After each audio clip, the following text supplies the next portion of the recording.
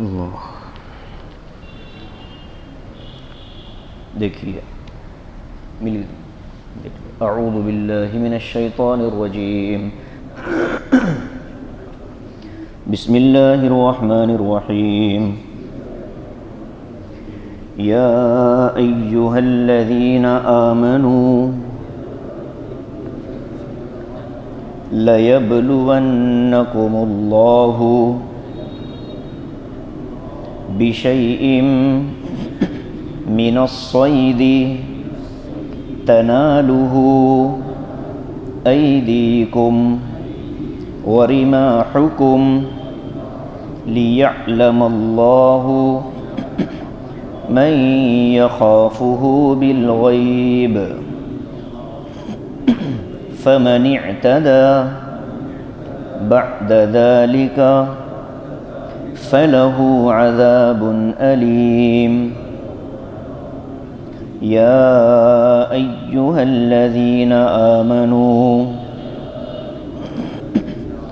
لا تقتلوا الصيد وأنتم حرم ومن قتله منكم متعمدا فجزاء مثل ما قتل من النعم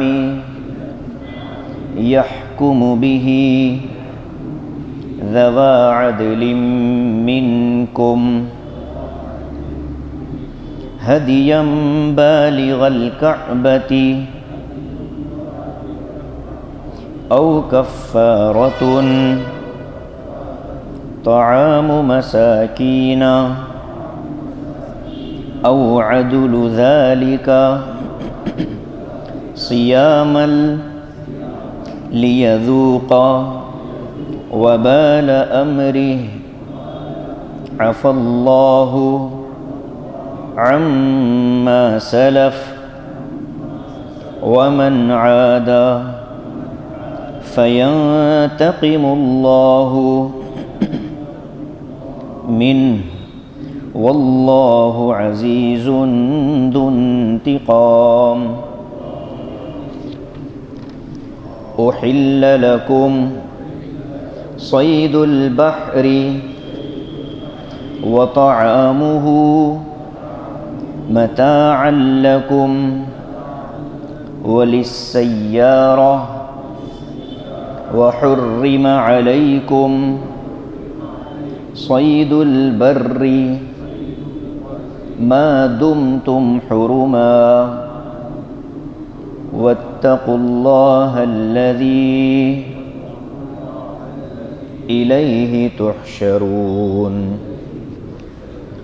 صدق اللہ العظیم. یا آپ کو جانا ہو تو جا سکتے ہیں، بیٹھنا ہو تو بیٹھ سکتے ہیں. یا ایہا الذین آمنوا ترجمہ دیکھیے، اے ایمان والو، لیبلونکم اللہ بشیء من الصید، اللہ تبارک و تعالی ضرور بالضرور تم کو کچھ ایسے شکار کے بارے میں آزمائیں گے، تنالہ ایدیکم کہ جس تک تمہارے ہاتھ پہنچتے ہوں گے، ورماحکم اور تمہارے نیزے پہنچتے ہوں گے، لیعلم اللہ من یخافہ بالغیب تاکہ اللہ تبارک و تعالی جان لے کہ اس سے غیب کی حالت میں کون ڈرتا ہے. فمن اعتدى بعد ذلك جو آدمی اس حکم کے بعد بھی حد سے آگے بڑھ جائے، فلہ عذاب علیم تو اس کے لیے دردناک عذاب ہے. یا ایہا الذین آمنوا اے ایمان والو، لا تقتلوا الصید وانتم حرم جب تم احرام کی حالت میں ہو تو کسی شکار کو شکار نہ کرو. ومن قتلہ منکم متعمدا اور تم میں سے جو آدمی جان بوجھ کر کسی شکار کو قتل کر دے، فجزاء مثل ما قتل من النعم تو اس کو بدلے کے طور پر اسی قتل کیے ہوئے جانور کی طرح بدلہ دینا پڑے گا. یحکم بہ ذوی عدل منکم جس کا فیصلہ تمہارے اندر دو معتبر لوگ کریں گے. ہدیم بالغ الکعبتی، چاہے وہ حرم شریف میں قربانی بھیج کر ہو، او کفارتن، یا پھر کفارے کے ذریعے ہو، طعام مساکین، جو مسکینوں کو کھانا کھلانا ہے، او عدل ذالک صیامن، یا اتنے حساب کے روزے رکھنا ہوگا، لیذوق وبال امرہ، تاکہ وہ اپنے عمل کی شامت کا مزہ چکھ لے۔ عفا اللہ عما سلف، اللہ تبارک و تعالی نے جو پہلے ہو گیا اس کو معاف کر دیا۔ ومن عاد، اور جو اس حکم کے بعد دوبارہ یہ غلطی کرے گا، فینتقم اللہ منہ، تو اللہ تبارک و تعالی اس سے بدلہ لیں گے، انتقام لیں گے۔ واللہ عزیز ذو انتقام، اللہ تبارک و تعالی زبردست ہیں انتقام لینے والے۔ احل لکم صید البحر، اور تمہارے لیے سمندر کے شکار کو حلال کیا گیا ہے۔ وطعامہ متاعا لکم وللسیارہ، اور اس کا کھانا تمہارے لیے اور مسافروں کے لیے زاد سفر ہے۔ وحرم علیکم صید البر، تمہارے لیے حالت احرام میں خشکی کا شکار حرام کیا گیا۔ واتقوا اللہ الذی الیہ تحشرون، اس اللہ سے ڈرو کہ جس کی طرف تم کو لوٹایا جائے گا۔ ان آیتوں کے ترجمے سے بات واضح ہو گئی کہ ان آیتوں میں شکار سے متعلق کچھ احکام کا بیان ہے۔ شکار عام حالات میں تو جائز ہے، اللہ تبارک و تعالی نے جو جانور اور چوپائے دنیا میں پھیلائے ہیں وہ انسانوں ہی کے نفع کے لیے، جانوروں کا ذبح کرنا، اس کا کھانا، یہ اللہ نے نظام بنایا ہے۔ اور خاص طور سے وہ جانور جن کو ذبح کر کے کھانے کی اجازت ہے، ہم آج پڑھیں گے سورہ انعام جو اس کے بعد والی صورت ہے، وہ مکمل انہی احکام پر ہے۔ انعام کے معنی آتے ہیں چوپائے، یعنی وہ جانور جن کو کھانے کی اجازت ہے۔ تو سورہ انعام سارے کا سارا تقریباً انہی موضوعات پر مشتمل ہے، تو وہاں تفصیلی بات ہوگی، لیکن یہاں اشارتاً یہ سمجھ لیجئے کہ جن جانوروں کا کھانا اللہ نے حلال قرار دیا ہے، ان جانوروں کی نسلوں کو بھی اللہ نے کافی بڑھایا ہے، اور جن جانوروں کا کھانا حرام ہے ان جانوروں کی نسلیں اتنی تیزی سے اور اتنی کثرت سے نہیں بڑھتی۔ تو یہ نظام ہی اللہ نے چلایا۔ اب ہم اوپر سے ایک مضمون لے کر آ رہے ہیں، وہ یہ تھا کہ پہلے شراب اور جوئے کو حرام قرار دیا گیا، اس کے بعد کہا گیا کہ شراب کی آیت کے نازل ہونے سے پہلے جن لوگوں نے شراب پی لیا تھا ان کے لیے معافی ہے، اس لیے کہ جرم جب تک نہیں بنا وہ عمل جرم نہیں تھا۔ آیت کے نازل ہونے کے بعد اب وہ جرم بن گیا، تو پہلے جو لوگ اسی حال میں مر گئے تو ان پر کوئی گناہ نہیں۔ اب آگے درمیان میں اللہ رب العالمین فرماتے ہیں کہ تم لوگ حالت احرام میں اگر ہو تو وہاں تم پر بہت سی جائز چیزیں ناجائز ہو جاتی ہیں۔ احرام کی 3 قسمیں ہیں، ایک تو آدمی حج کا احرام باندھتا ہے، یا آدمی عمرے کا احرام باندھتا ہے، یا ایک ہی احرام میں 2 نیتیں کر لیتا ہے جس کو حج قران کہتے ہیں۔ اللہ کے نبی صلی اللہ علیہ وسلم نے یہی حج قران کیا تھا کہ آپ نے عمرے کی نیت سے، حج کی نیت سے احرام باندھا تھا، مکہ پہنچے، آپ نے طواف کیا، سعی کی، بال نہیں منڈوائے، احرام نہیں کھولا، اسی حال میں آپ رہے، پھر اسی احرام میں آپ مینا چلے گئے اور حج کا مکمل ارکان آپ نے ادا فرمائے۔ تو حج قران، تو تینوں طرح کے احرام کے لیے یہ احکام ہے۔ بہت سی جائز چیزیں احرام کی حالت میں ناجائز ہو جاتی ہیں، جیسے بیوی سے ملاقات کرنا اور پیار و محبت کی باتیں کرنا، عام حالات میں تو اس پر ثواب ملتا ہے، لیکن احرام کی حالت میں اس پر گناہ ملتا ہے، یعنی کہ اس پر دم واجب ہوتا ہے مختلف شکلوں سے۔ بال کاٹنا عام حالات میں تو جائز ہے لیکن احرام کی حالت میں منع ہے۔ ناخن کا کاٹنا عام حالات میں جائز ہے لیکن احرام کی حالت میں منع ہے۔ خوشبو کا استعمال کرنا عام حالات میں پسندیدہ ہے لیکن احرام کی حالت میں منع ہے۔ تو بہت سی مناعت ہونے والی چیزوں میں اللہ تبارک و تعالی نے شکار کے متعلق بھی حکم احکام نازل فرمائے۔ حدیبیہ کے موقع پر جب نبی پاک صلی اللہ علیہ وسلم مکے کے ارادے سے آئے تو مکے سے قریب میں آپ کو روک دیا گیا کہ اب یہاں سے مکے میں داخلہ نہیں ملے گا۔ وہاں جتنے دن صحابہ کا قیام تھا وہ احرام کی حالت میں تھے۔ اس درمیان میں جانور صحابہ کے خیموں کے قریب آ جاتے تھے، اور وہ جانور جن کو شکار کرنا آسان تھا، ہاتھ سے اگر پکڑنا چاہو تو پکڑنا ممکن تھا، نیزہ مارنے کا اگر موقع ہوتا، نیزہ مارنا چاہتے تو اس کا بھی موقع تھا۔ اللہ تبارک و تعالی فرماتے ہیں اے ایمان والو، اللہ تمہیں ایسے شکار کے بارے میں بھی آزمائے گا کہ جس تک تمہارے ہاتھ اور تمہارے نیزے آسانی سے پہنچ جاتے ہیں، یعنی منع ہے۔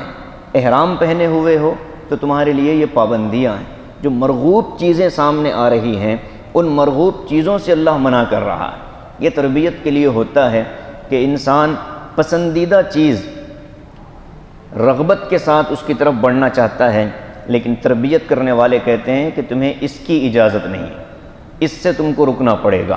جیسے شوگر کے مریضوں کو میٹھے کی رغبت عام مریضوں سے زیادہ ہو جاتی ہے۔ عام انسان کے اندر میٹھے کی اتنی رغبت نہیں ہوتی جتنے شوگر کے مریض میں ہوتی ہے، لیکن اس کو منع کیا جاتا ہے کہ اس سے تمہارے لیے نقصان ہے۔ تو اللہ تبارک و تعالیٰ کا منع کرنا یہ شفقت کی بنا پر ہوتا ہے، تربیت کی بنا پر ہوتا ہے، انسانوں کو کسی مقام پر پہنچانا ہوتا ہے، اسی لیے منع کیا جاتا ہے۔ مشائخ اپنے شاگردوں کو، اپنے مریدین کو بعض احکام دیتے ہیں کہ یہ کام نہیں کرنے، یہ کام نہیں کرنے، تو اس میں بھی تربیت کا عنصر پوشیدہ ہوتا ہے۔ مقصد یہ ہوتا ہے کہ اس کی تربیت ہو، اس کے نفس کو کنٹرول کیا جائے، قابو میں کیا جائے، تاکہ نفس عادی ہو کہ مرغوب چیزوں کو چھوڑنے کا بھی اگر موقع ملے تو چھوڑنے پر آمادہ ہو جائے۔ تو یہ تربیت کے لیے اللہ تبارک و تعالی نے صحابہ کو فرمایا، اور یہ حکم سب مسلمانوں کے لیے۔ حالت احرام میں شکار نہیں کیا جا سکتا۔ دوسرا مسئلہ، حالت احرام میں نہیں ہے لیکن حرم میں مقدس کے اندر ہیں، تب بھی شکار نہیں کیا جا سکتا۔ مکۃ المکرمہ میں کعبۃ اللہ کے اطراف میں آقا مدنی صلی اللہ علیہ وسلم نے کچھ حدود قائم فرمائے۔ بدء الحرم، اس طرح کے بورڈ وہاں لگے ہوتے ہیں، تو وہ حدود حرم ہیں۔ حدود حرم کے اندر بھی شکار کرنا احرام کی حالت میں بھی جائز نہیں ہے، غیر احرام کی حالت میں بھی جائز نہیں ہے۔ شکار کرنا بھی جائز نہیں، شکار کی طرف اشارہ کرنا بھی جائز نہیں۔ کوئی آدمی حرم شریف کے یعنی حدود حرم کے باہر ہے، حدود حرم کے باہر ہے، وہاں ایک احرام پہنا ہوا شخص کسی غیر احرام پہنے ہوئے شخص کو اشارہ کرے کہ وہ دیکھو بکری جا رہی، اور اس نے اس کا اگر شکار کر لیا تو جتنا گناہ اس کو ہوگا اس کو بھی وہی گناہ ہوگا، اس لیے کہ اس نے احرام کی حالت میں اشارہ کیا۔ علامہ زمخشری رحمۃ اللہ علیہ جو بہت بڑے مفسر گزرے ہیں، جن کی تفسیر کشاف بہت مشہور ہے، اسی کو علامہ اقبال نے کہا تھا کہ عطار ہو رومی ہو، رازی ہو غزالی ہو، کچھ ہاتھ نہیں آتا بے آہ سحرگاہی، تیرے ضمیر پر جب تک نہ ہو نزول کتاب، گرہ کشا ہے نہ رازی نہ صاحب کشاف۔ تو یہ صاحب کشاف علامہ جار اللہ زمخشری رحمۃ اللہ علیہ کی کتاب ہے تفسیر کشاف۔ انہوں نے اس میں لکھا ہے کہ جس طریقے سے احرام والے کے لیے حرم شریف کے اندر بھی شکار منع ہے، شکار کی طرف اشارہ کرنا بھی منع ہے، اس کی بھی اجازت نہیں ہے۔ اللہ تبارک و تعالی نے یہاں کچھ احکام بتائے۔ ایک حکم تو حرم شریف میں احرام کی حالت میں شکار کا ہے، دوسرا حکم حالت احرام میں نہ ہونے کے باوجود حدود حرم میں شکار کا ہے، اس کی بھی اجازت نہیں۔ یہاں تو گھاس اکاڑنے کی بھی اجازت نہیں، حالت احرام میں تو جوئیں مارنے کی بھی اجازت نہیں، اپنے جسم کی اپنے سر میں پڑنے والی جوئیں مارنے کی بھی اجازت نہیں۔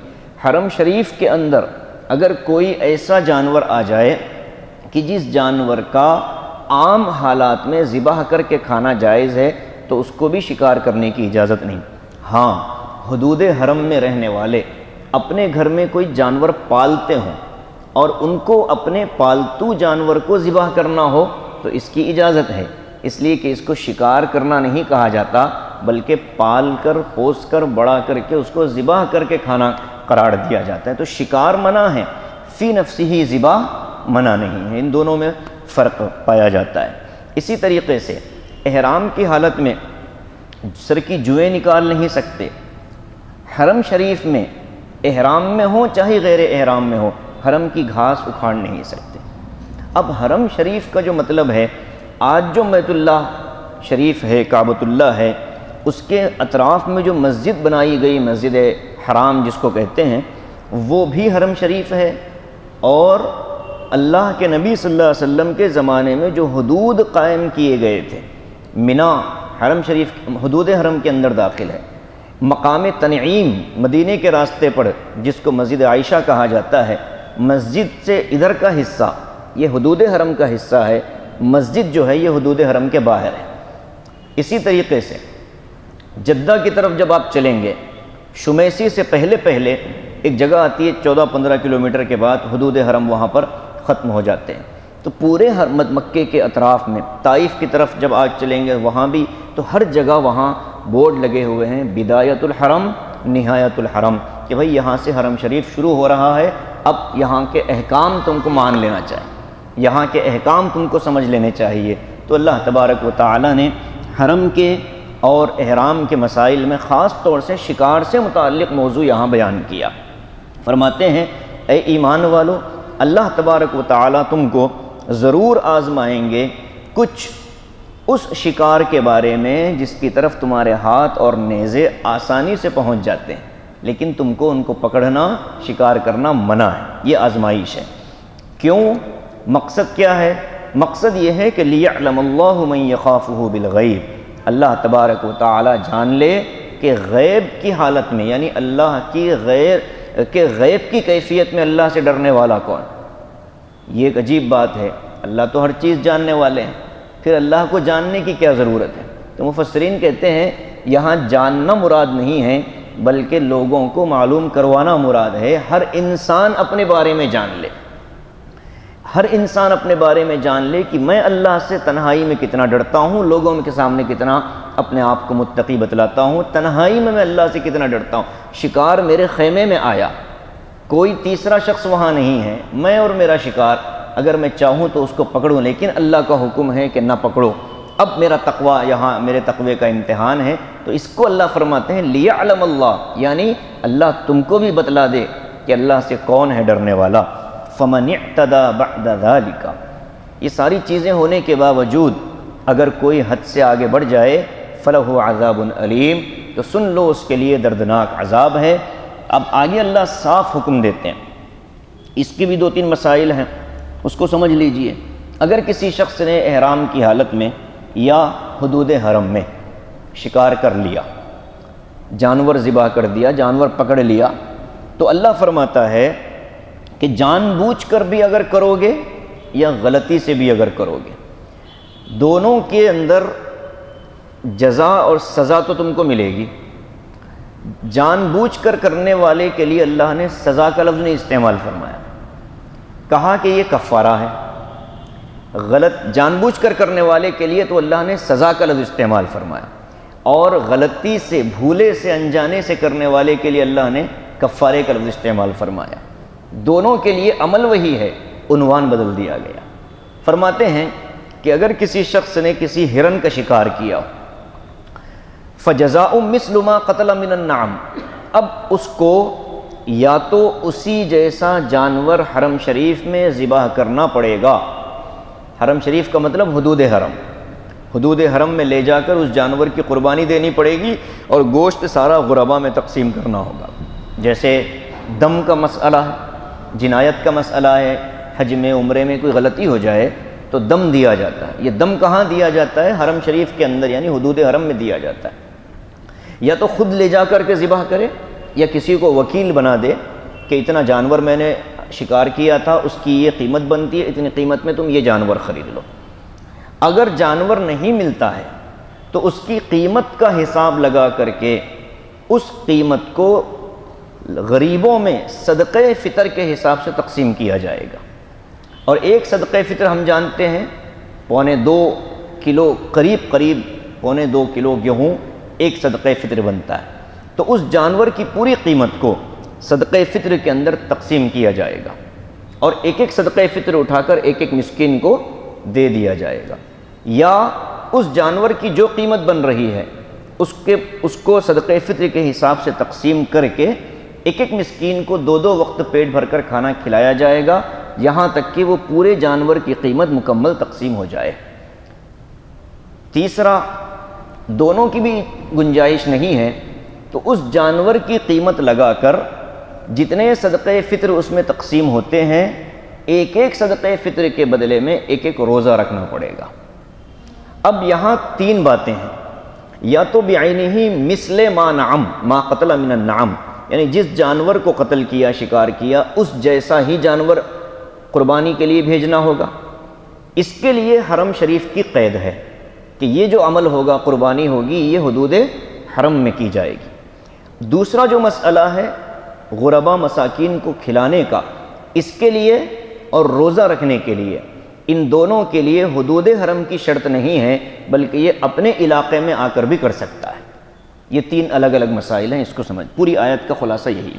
اللہ فرماتے ہیں یا ایھا الذین آمنوا، اے ایمان والو، لا تقتلوا الصید وانتم حرم، احرام کی حالت میں وحشی جانوروں کا شکار مت کرو۔ وحشی جانور یہی جو جنگل میں چڑھتے پھرتے جانور ہوتے ہیں۔ ومن قتلہ منکم متعمدا، اور جو آدمی تم میں سے جان بوجھ کر کسی ایسے جانور کو قتل کر دے، فجزاء مثل ما قتل من النعم، تو اس کو بدلے کے طور پر اسی مقتول جانور کی طرح جانور دینا پڑے گا۔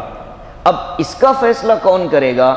تو اللہ کہتے ہیں کہ تم اپنے سے قیمت طے نہ کرو، بلکہ یحکم بہ ذوی عدل منکم، تمہارے اندر 2 معتبر سمجھدار دیندار لوگ یہ فیصلہ کریں گے کہ اس جانور کی قیمت کیا لگنی چاہیے۔ صاحب معاملہ کو اللہ تعالیٰ نے اس کی اجازت نہیں دی، بلکہ 2 معتبر مسلمانوں کے ذریعے سے قیمت کو متعین کرنے کا حکم دیا کہ یہ متعین کریں گے کہ اس جانور کی کیا قیمت بنتی ہے۔ اب آگے فرماتے ہیں وہ 3 شکلیں۔ ہدیم بالغ الکعبہ، وہ قربانی جو کعبۃ اللہ یعنی حرم شریف کو بھیجی جائے، او یا کفارۃ طعام مساکینہ، کفارہ دیا جائے جو کہ مسکین کو کھانا کھلانا ہے، او یا عدل ذالک صیامن، اس کے برابر آپ کو روزہ رکھنا پڑے گا۔ یہ تینوں احکام اللہ نے آیت کے اندر بیان کیے۔ لیذوق وبال امرہ، یہ سارا معاملہ کیوں ہو رہا ہے؟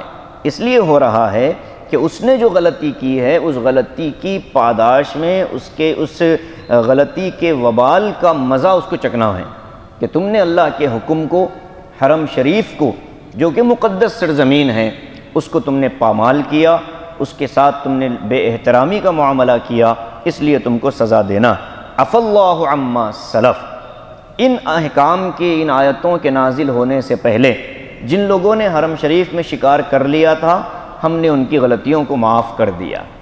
عفا اللہ، اللہ نے معاف کر دی، عما سلف، ان غلطیوں کو جو گزر چکی ہیں۔ سلف کہتے ہیں گزرنے والی چیز کو۔ ومن عادا، ان آیتوں کے اترنے کے بعد، ان احکام کے آنے کے بعد پھر دوبارہ جو ریپیٹ کرتا ہے، اعادہ کرتا ہے، دوبارہ دہراتا ہے یہ عمل، فینتقم اللہ منہ، اللہ تبارک و تعالیٰ اس سے انتقام لے لے گا۔ چونکہ حرم کا معاملہ بڑا مقدس ہے، حرم شریف کا معاملہ بڑا مقدس ہے، اللہ کی نظروں میں اس کا بڑا مقام ہے، بڑا مرتبہ ہے۔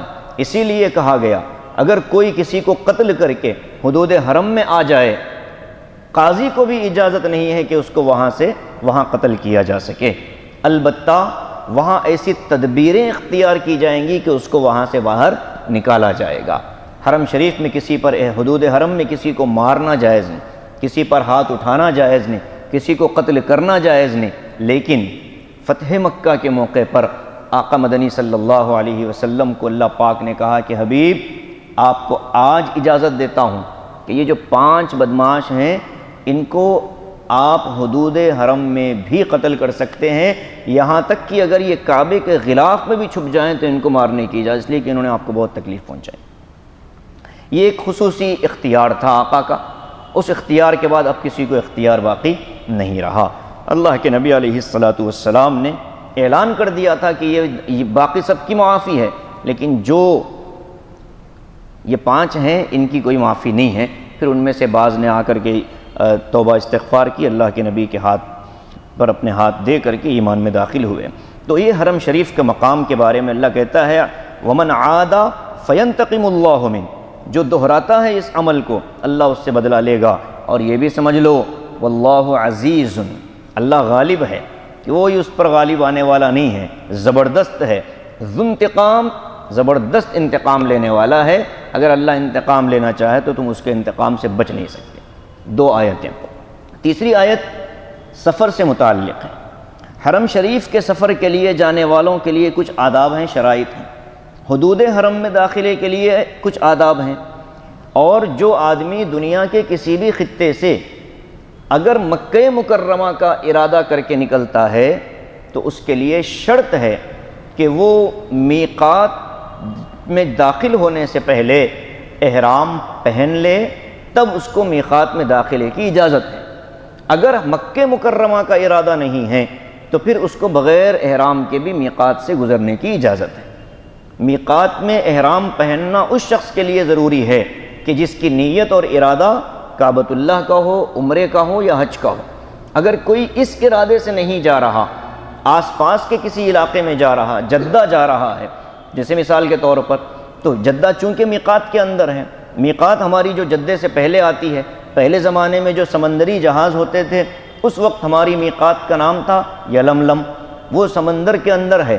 تو جہاز جب وہاں سے گزرتا تھا تو کپتان اعلان کرتا تھا کہ ہم یلملم پہنچ گئے ہیں اور ہماری میقات آ گئی ہے، جن لوگوں نے احرام باندھنا ہو وہ احرام پہن لے۔ اب چونکہ جہاز ہمارا پانی سے نکل کر ہوا میں اڑنے لگا تو ہوائی جہاز کا ہمارا راستہ، اب ہمارا ہوائی جہاز اس راستے سے نہیں جاتا جس راستے سے یلملم پڑتا ہے۔ تو اب ہمارے ہندوستان، بنگلہ دیش، پاکستان والوں کے لیے جو میقات ہے اس کا نام ہے قرن المنازل، اس کا نام ہے قرن المنازل، اور اس کا عربی میں وہاں ایک نام اور بھی ہے السیل کبیر، جس کو کہتے ہیں سیل کبیر۔ یہ طائف اور مکے کے درمیان میں ایک جگہ ہے، بڑی خوبصورت عالی شان مسجد بنا رکھی ہے، بہت طبیعت چاہتی ہے کہ وہاں آدمی پہنچے، واقعی مسجد قابل تعریف ہے۔ تو قرن المنازل یہ ایک جگہ ہے، وہ اس وقت ہماری میقات بنی ہوئی ہے۔ تو پرانی کتابیں جو حج کی تھیں، معلم الحجاج حضرت قاری سعید صاحب والی، اور پرانی جو کتابیں ہیں اس میں میقات یلملم ہی لکھی ہوئی ہے، جبکہ آج کے زمانے میں ہماری میقات یلملم نہیں رہی بلکہ قرن المنازل ہو گئی۔ تو یہ ایک درمیانی بات تھی، فائدے کے لیے عرض کی۔ اصل موضوع کیا ہے کہ میقات سے گزرتے ہوئے احرام کی حالت میں جانا حاجی کے لیے، عمرہ کرنے والے کے لیے واجب ہے، ضروری۔ اگر نہیں جائے گا تو اس کو دم دینا پڑے گا۔ اگر دم سے بچنا چاہتا ہے تو کسی قریبی میقات میں جا کر کے اس کو دوبارہ احرام پہن کر پھر مکے میں داخل ہونا پڑے گا۔ یہ شرائط ہے۔ ساتھ ہی چونکہ سمندر سے بھی آنے والے کچھ لوگ ہوتے تھے، اب ان کے لیے اللہ فرماتا ہے کہ اوپر کی جو دو آیتیں ہیں جس میں شکار کرنا حرام ہے، منع ہے، یہ صرف زمینی جانوروں کا شکار منع ہے، سمندر کی مچھلیاں اور سمندری غذا یہ منع نہیں ہے، چاہے احرام کی حالت میں ہو چاہے احرام کی حالت میں نہ ہو۔ یہ اللہ فرماتا ہے اس آیت کے اندر احل لکم صید البحر، تمہارے لیے حلال کر دی گئی ہے، جائز کر دی گئی ہے۔ بحر سمندر کو کہتے ہیں، صید شکار کو کہتے ہیں۔ احل لکم صید البحر، تمہارے لیے سمندری شکار حلال کر دیا گیا ہے۔ وطعامہ متاعا لکم وللسیارہ، اور اس کا کھانا یعنی سمندری شکار کو غذا بنانا یہ تمہارے لیے، لکم تمہارے لیے، وللسیارہ عام مسافرین کے لیے جو احرام کی حالت میں نہیں ہیں، دونوں کے لیے یہ زاد سفر ہے، سفر کا توشہ ہے، غذا ہے، اس کو استعمال کر سکتے ہو۔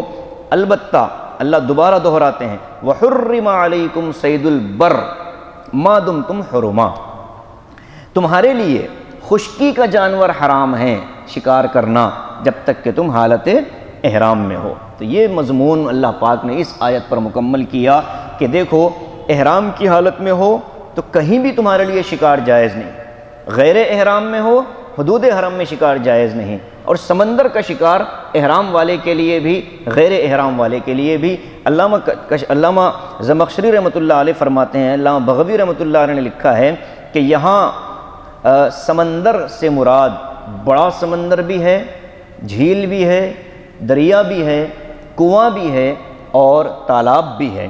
احرام پہننے والا ان جگہوں میں سے اگر کہیں شکار کرتا ہے، مچھلی پکڑتا ہے تو اس کو کوئی گناہ نہیں ہوگا۔ سمندر کہہ کر ہر قسم کا پانی اللہ تبارک و تعالیٰ نے مراد لیا ہے۔ ان احکام کو بیان کر کے رب العالمین فرماتے ہیں وَاتَّقُوا اللَّهَ الَّذِي إِلَيْهِ تُحْشَرُونَ، اللہ سے ڈرو جس کی طرف تم کو لوٹایا جائے گا۔ احکام اللہ بھیج رہا ہے تو اس کا مطلب یہ ہے کہ تم کو اس پر عمل کرنا ہے، اس کی اہمیت کو سمجھنا ہے، اس کے مقام اور مرتبے کو اپنے دل میں بٹھانا ہے، تب کہیں جا کر کے تمہارے اندر تقویٰ آئے گا۔ احکام کا سن لینا، سن کر کے پھر گزر جانا، اس سے دلوں میں تقویٰ پیدا نہیں ہوگا۔ جب عمل آئے گا، عمل سے پھر تقوی کا نور نکلے گا، ورنہ بے عمل آدمی کبھی متقی بن نہیں سکتا۔ تقوی کے لیے عمل شرط ہے، نماز پڑھنا شرط ہے، پھر اس نماز میں خشوع اور خضوع اور اللہ سے ڈر آئے گی۔ نماز ہی نہیں میں اللہ سے ڈرتا ہوں تو اس کا مطلب یہ ہے کہ یہ صرف زبانی دعویٰ ہے، حقیقت اس کی کچھ نہیں ہوگی۔ اس لیے فرماتے ہیں وَاتَّقُوا اللَّهَ الَّذِي إِلَيْهِ تُحْشَرُونَ، اس اللہ سے ڈرو جس کی طرف تم کو لوٹایا جائے گا اور تم کو جمع کیا جائے گا۔ صرف لوٹایا نہیں جائے گا بلکہ وہاں سب مجموعہ ہوگا، وہاں اعلانات ہوں گے، سوالات ہوں گے، ساری دنیا کے سامنے تم کو کھڑا کر کے پوچھا جائے گا کہ حالت احرام میں تم لوگوں نے کیا کیا کیا۔ یہ چونکہ مسائل آج عملی طور پر اتنے نہیں آتے، لیکن کچھ مسائل آج بھی ہمارے لیے اس میں بہت اہم ہیں، جیسے احرام کی حالت میں چیونٹی کا مارنا، احرام کی حالت میں سانپ کا مارنا، بچھو کا مارنا، اس طرح کے جو موذی جانور ہیں، نقصان پہنچانے والے کیڑے مکوڑے ہیں، تو اس میں علماء فقہا فرماتے ہیں کہ جو جانور اگرچہ کہ عام حالات میں اچھا ہو، کتا گھوم رہا ہو، بے ضرر گھوم رہا ہے، اس کا مارنا جائز نہیں، لیکن اگر وہ تمہارے لیے حملہ آور بن جائے، کاٹنے لگے، نقصان پہنچانے لگے، تو اب اس کا مارنا جائز ہوگا۔ اسی طریقے سے سانپ اور بچھو ہیں، یہ چونکہ ان کی فطرت کے اندر ڈسنا رکھا ہوا ہے، تو ایسے موذی جانوروں کو بھی مارنا جائز ہے۔ چونٹیوں کے اندر بھی دو قسم کی چونٹیاں ہوتی ہیں، ایک وہ چونٹی ہوتی ہے جو کاٹتی نہیں ہے، تو جو چونٹی نہ کاٹے اس کا مارنا جائز نہیں ہے حرم کے اندر، اور جو چونٹی کاٹنے والی ہوتی ہے اس کا مارنا جائز ہے۔ یہ آج کے زمانے میں چونکہ ہمارے لیے مسائل بلیاں ہوتی ہیں، اگر خونخوار نہیں ہے تو مارنا جائز نہیں، اگر خونخوار ہو جائے اور حملہ کرنے لگے تو پھر اس کو بھی مارنے کی اجازت ہوگی۔ اسلام نے بہرحال انسانی جان کی حفاظت کے سارے اسباب اختیار کیے ہیں۔ ایک مسلمان کو کیسے اپنی جان کی حفاظت کرنی ہو، اگر اپنی جان پر آ رہا ہے تو پھر ایسے جانوروں کو قتل کرنے کی بھی اجازت دی جا رہی ہے۔ یہ 3 آیتیں تھیں جس میں حرم مقدس اور احرام کے کچھ مسائل بیان کیے گئے ہیں۔ ایک چیز اور ذہن میں آ رہی ہے، سن لیجئے، 3 باتیں ذہن میں رکھیے گا۔ کعبۃ اللہ جو ہے وہ ہماری زمین کا مرکز ہے، کعبۃ اللہ جو ہے وہ ہماری زمین کا مرکز ہے۔ کعبۃ اللہ کے قریب کا ایک ریڈیس، ایک حصہ ہے، ایک دائرہ آپ کھینچ لیجئے کعبے کے گول، اس دائرے کو کہتے ہیں حدود حرم۔ حرم حدود مت کہیے، پہلا دائرہ آپ ایک سرکل بنائیے، کعبے ایک سینٹر بنائیے اور اس کے اطراف میں ایک دائرہ کھینچ دیجئے، تو اس سینٹر اور دائرے کے درمیان کا جو علاقہ ہے اس کو کہیں گے حرم۔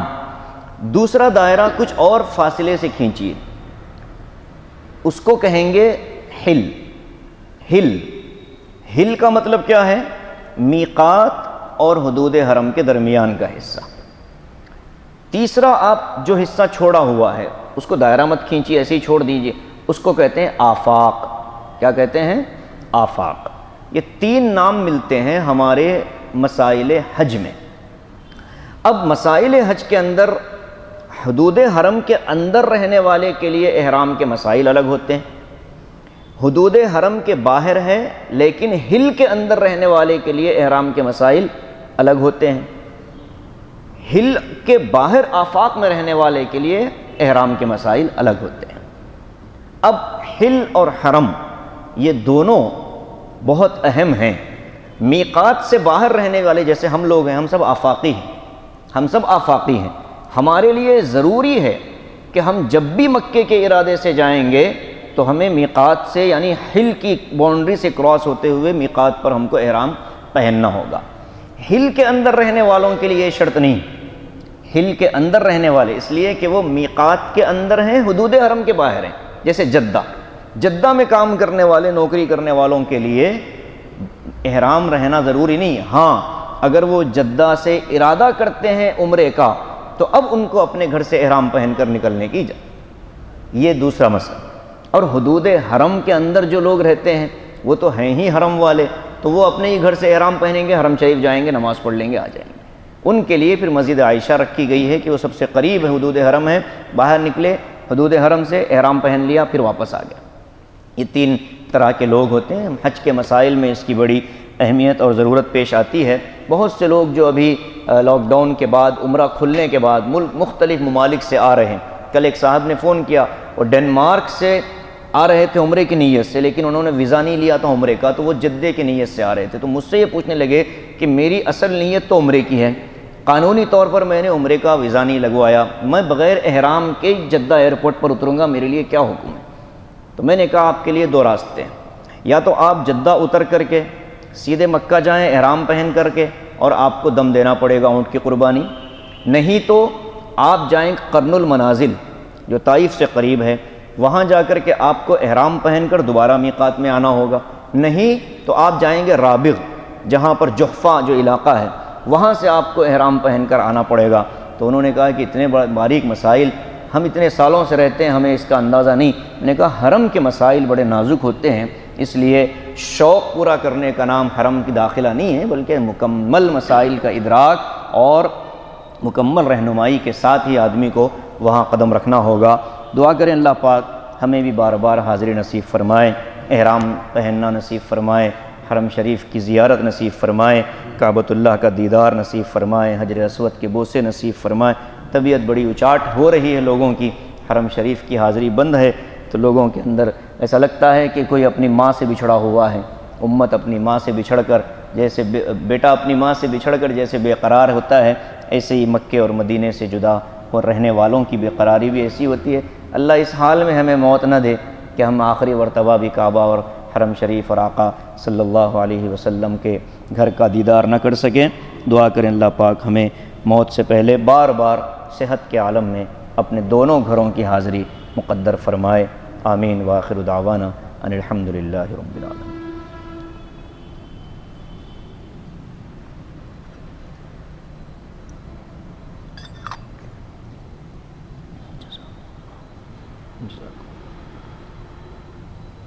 جی